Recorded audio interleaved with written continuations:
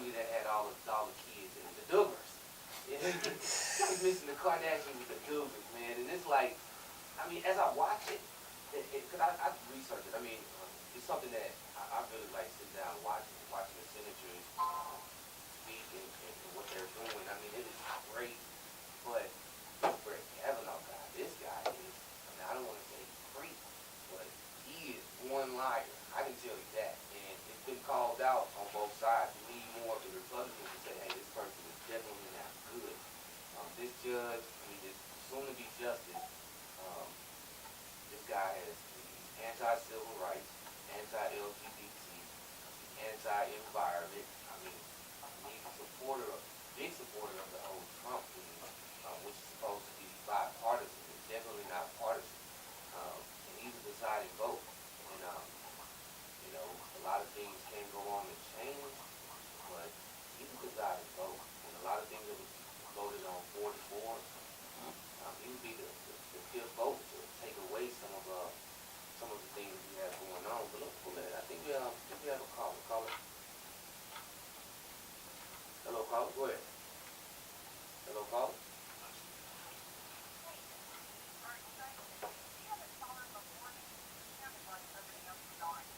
No, ma'am. How you doing today, Ms. D? I haven't heard from you in a while. I'm doing great. Hey, and we also got your card here. We'd like to thank you.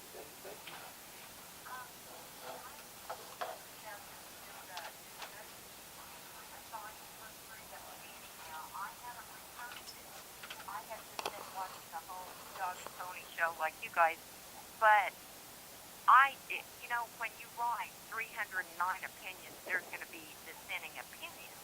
Yep. But I haven't researched that, and I suppose I should before I get, you know, to making any opinion of my own. But are they citing specific cases that they're, or are they just throwing it out there? Because sometimes people throw it out there and see what sticks. I mean, a lot of it, they are throwing some specific cases, Ms. D, but the thing is that Mr. Kavanaugh is now coming back in. Before, when he originally went up for it to be a federal judge, they're saying that he told some stories back then about some things that they have evidence of that he knew was going on. There was one specific where there was some emails stolen from the Democratic side, and they made it around, and Judge Kavanaugh supposedly hadn't seen it, didn't know anything about it. Well, there was an email that's specifically read, open. They got all the information that said this is spying. They said they may have a mole. There was a lot of things going on, and before Mr. Kavanaugh said, no, I did not know. There's a lot of things, and that's where they're really going on. They're not really, some of the opinions, yes, you know, they can, that's always up for debate, but he's told a lot of lies to both sides of the aisle. He's come before them. And that's what I think a lot of Democrats are really focusing on. Okay. Well, I'll look at it, because honestly, I haven't researched this a bit. I've just been kind of watching the tube, and I will look it up. And I'll thank you so much. Thanks for your show, and I love your music. I really dig it. Hey, thanks, Ms. D. You have a good one, okay? Okay, bye-bye. All right, that's Ms. D, one of my favorite callers. I always get her in, and we surely love her at the Always Love Show. But back to my guest. What do you guys think about this Kavanaugh guy? Well, you know me, I think everything is a political game. You know, I think everything is set to divide us as a people. You know, first of all, we need people in office that's for views that's for us. You know, like you said, he would be the deciding vote. Republicans, they feeding into that. They want that, regardless of what type of person, regardless if he lied about the emails. You know, this is what this is their game. So that's why you got Republicans not coming out talking about it, even though they know that this is what's happening. I haven't really did the research on the guy. I haven't really kept up with it, but just based off of what you were saying, it's just for political gain. They just want somebody off. They don't want a Democrat up there. You know, and that's evident because they held the seat up for so long. Right. Yeah. They held the seat up for so long. It's evident that they don't want. And actually, I did see Trump came out and supported him. Of course, he support Trump. Yeah. You know, so I mean, that was his nominee. That's these are handpicked people. Right. And they're picked for a reason. Right. And I think it's just a political game. You know, just a way for you know, Americans to, so it'll benefit the Democrats. I mean, I'm sorry, benefit the Republicans. Yeah, and I mean, when you really look at it, I'm going to be honest. Like I say, I try to remain bipartisan as I can. I like to vote for people with a proven track record of, you know, enhancing, you know, the country, enhancing the community. But it's kind of like you said, when you look at it, the Republicans are really not doing anything about it. They're not They challenging. getting ready to lose seats Yeah. in November. They See, about yeah. to lose seats. See, and that's where I was going to. I'm ashamed I didn't go vote the mid-election. I'm a little bit ashamed. You're right. But You got a chance in November. November. That's the one that counts. And we promote that on Label's Night. It is imperative that you get out there and go vote. The seats are becoming available. I did research on that too. I believe it was 36 seats that's becoming available.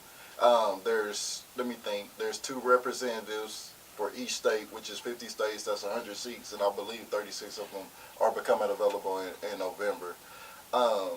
As far as what you just said, I believe that With the judge, if they put him into office, it's going to be laws that are going to be put into place that we don't want. I mean, that's most definite. But the thing I like to throw at people, once again, I mean, I do a lot of research. If this judge is appointed and the Democrats take back Congress, take back the House, I'm pretty sure that the Democrats are going to impeach him later on down the line, along with Donald Trump.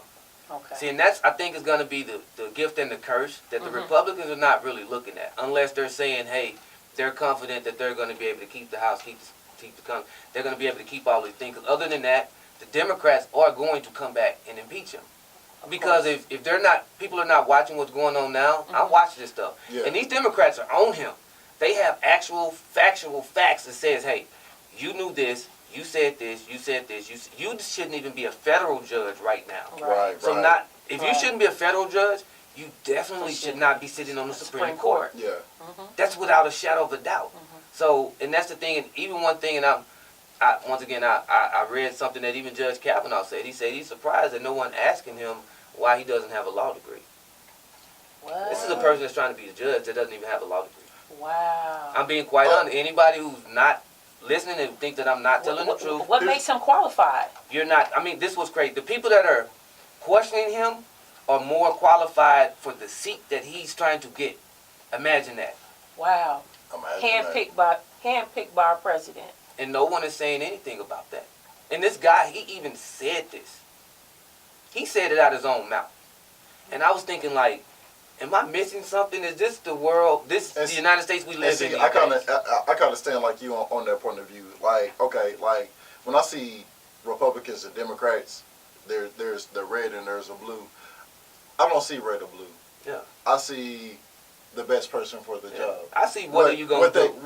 What can you do? Do you have a direction to take us? Yeah. Do you have a direction to take us, and what are your plans to help the community? Because obviously we weren't born in the same in the same bracket of, we didn't come out with silver spoons in our mouths. Yeah. And so your way of living and our way of living are 2 totally different ways of living. And I know a while back ago, who was that guy who was running against Obama?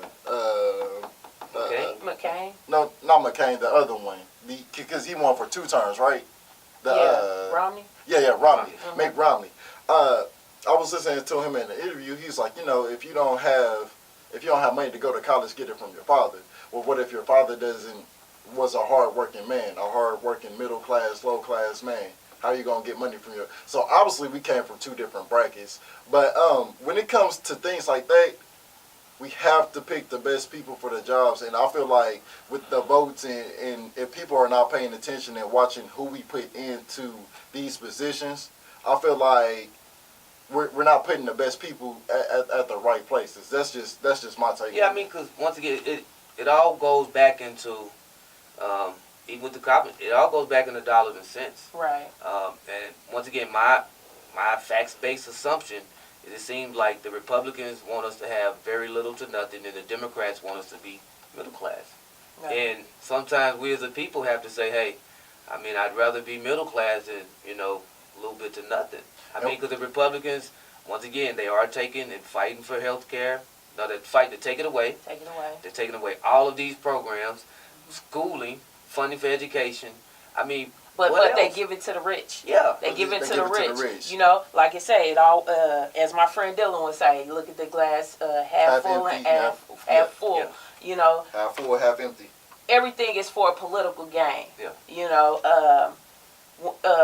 us as a society, we look at if y'all didn't know, y'all know blacks used to vote Republican. Yeah. You know, blacks used to vote Republican, and up until probably I think Kennedy was president to turn to Democrats. Me personally, I am a Democrat. You know, but I like to do my research on my candidates. Mm-hmm. You know, I think that when you do your research on your candidates, still, you know, they just gonna tell you something just to get into office. You got to see what their track record is. What have they done for the community? Yeah. I think that's what stands out. I believe that we need to get out there and go to the community at the town hall meetings. Mm-hmm. You know what I'm saying? Get out there in the community, and that's how you know what's being done in the community.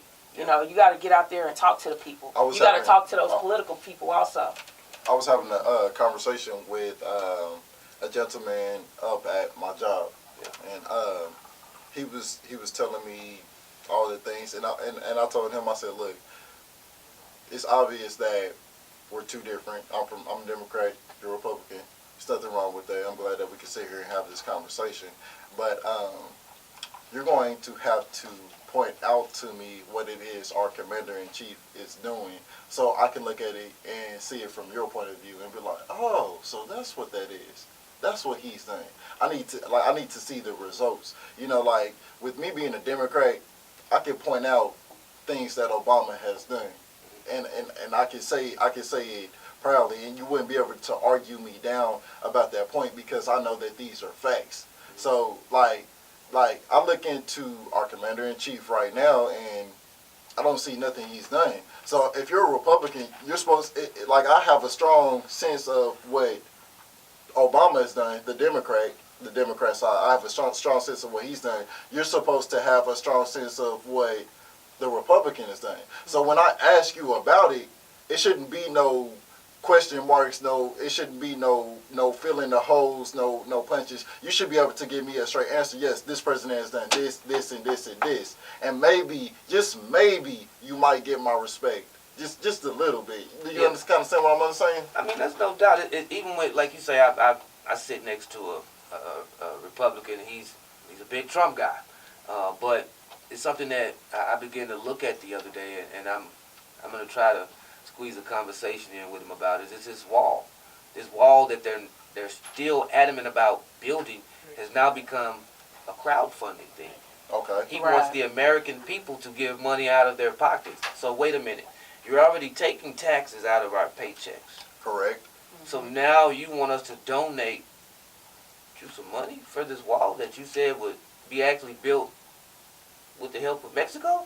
This is what you ran on. So we have went that far away from what they're and you have to ask them. That's why I say sometimes you have to break these people down and be like, wait a minute. Show me the facts. I mean, you have to show me the facts. And this is, and I look at it sometimes and I'm just like, are they not even looking at how far all of these things have switched? Once again, when they first got in office, gonna get rid of Obamacare. Well, I don't like to even call it Obamacare. I like to call it the Affordable Health Care. Yeah. You know what I'm saying? To give it a proper name to it, because it doesn't really belong to Obama. It belongs to us. It's our health care. And once again, Mitt Romney in Massachusetts. This is history for the people who doesn't know. Right. Mitt Romney, when he was a senator for Massachusetts, he had that same health care. For the state of Massachusetts. Right. Yeah. All of a sudden, Obama got behind it and said, yo, this is a good idea. We should do this. All of a sudden, all the Republicans wanted to take their hands off of it.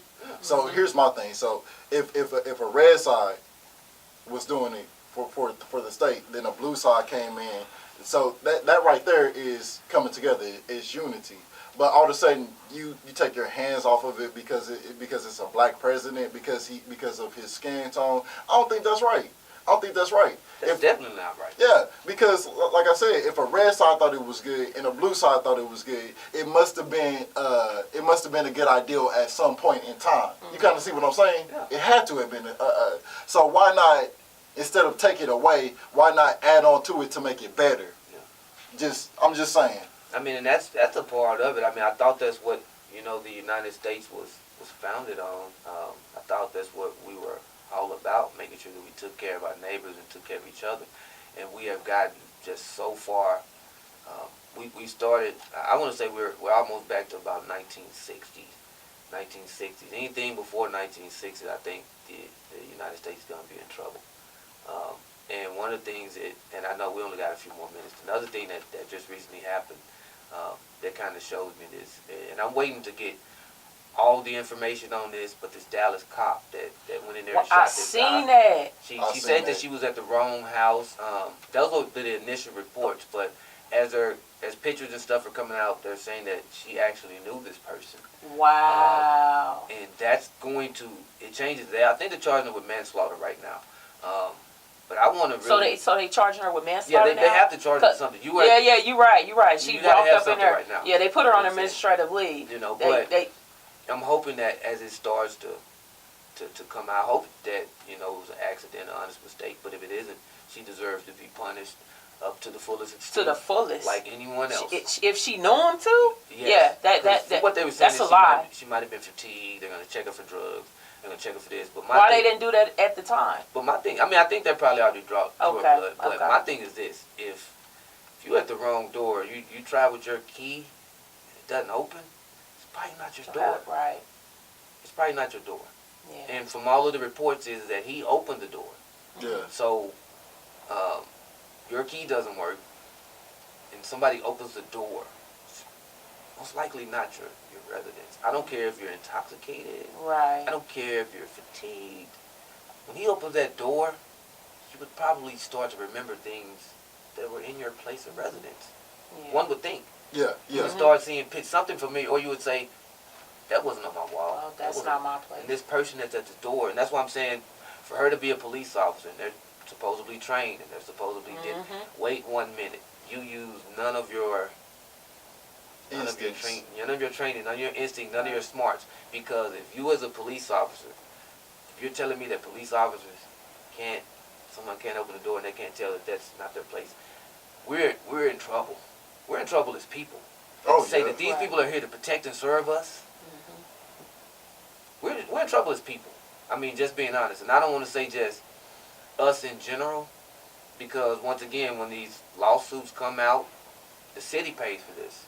So it's coming from not only African Americans, it's coming out of white pockets also. These are taxes. Right. You're paying the tax dollars. So one would think that you would say, hey, stop. If you hate us so much, well, you would tell them, hey, stop killing them and giving them our money. That's what you're, in a sense, that's what you're saying. That's what you're saying. Well, ideal is everything starts from the top and trickles down to the bottom. I feel like if we're going to go into these meetings with these big, fancy people, I feel like they should come get somebody who actually lives their everyday life to take them into the meetings so we can actually affect change, make effect change. I mean, and that's one thing that I always push, and that's one thing I always tell people, we as a people, we really have to get down through there. If you're against a lot of the stuff that's going on, you can't sit back and be complacent and be social media activists. You really got to get from behind the computer, out of your house, out of your office, wherever, and you got to go out into these places. That's why I say I commend you guys, because I always see you guys, on social media. You're out at events. You guys are out at places like, hey, this is going on, this is going on, this is what we're doing. We're trying to better do. You always want to, associate with people who have some of your vision. We're not in competition. I tell people, we're doing it. I'm in the community. You guys are. We're not in competition. We're all trying to better each other. We're in unity. We're in unity. I mean, that's the only way that we're going to effectively make change. I tell people all the time, and I run into, people that are like, we're so pro-black, and I'm like, man, if you understand, the only 13% of the population. Right. Yeah, right. Effectively change.